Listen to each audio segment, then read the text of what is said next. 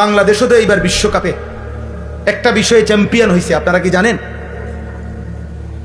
শুনছেন আপনারা? কি এবারের বিশ্বকাপ ফুটবলে একটি বিষয়ে বাংলাদেশ সর্বোচ্চ হয়েছে, এটা জানেন?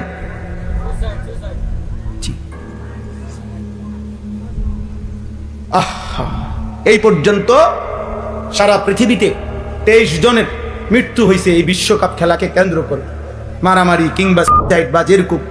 এর মধ্যে 15 জন বাংলাদেশ।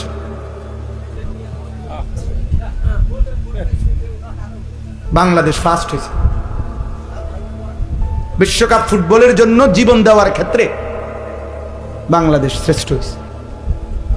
হায় আমার দেশ, এই আমার বাংলাদেশ, এই আমার যুবক। ভেবে দেখো বিষয়টা, হাসির বিষয় এটা। সারা পৃথিবী মিলে 23 জন, এর মধ্যে 15 জনই বাংলাদেশ। এর চাইতে বড় দুঃখ আফসোস কি হইতে পারে? অনন্তকালের জন্য নিজের জাহান্নাম তৈরি করা আফসোসের বিষয়। রাসূলুল্লাহ সাল্লাল্লাহু আলাইহি সাল্লাম বলছেন, যে ব্যক্তি শরীরের মধ্যে টেটু উল্কি আঁকে তার উপরে 24 ঘন্টা আল্লাহর লানত। লাআনাল্লাহুল ওয়াশিমাত ওয়াল মুস্তাওশিমাত। এই যে দল নিয়ে মাতলামি এবং যেই খেলোয়াড়কে নিয়ে সবচেয়ে বেশি উল্লাস, তার সারা শরীরে উল্কি আঁকা এবং এক চোখাওয়ারা উল্কিও আছে তার সঙ্গে। উল্কি বুঝেন না? এই যে ছবি আঁকে যে শরীরের মধ্যে টেটু, এর মধ্যে এক চোখওয়ালাও আছে।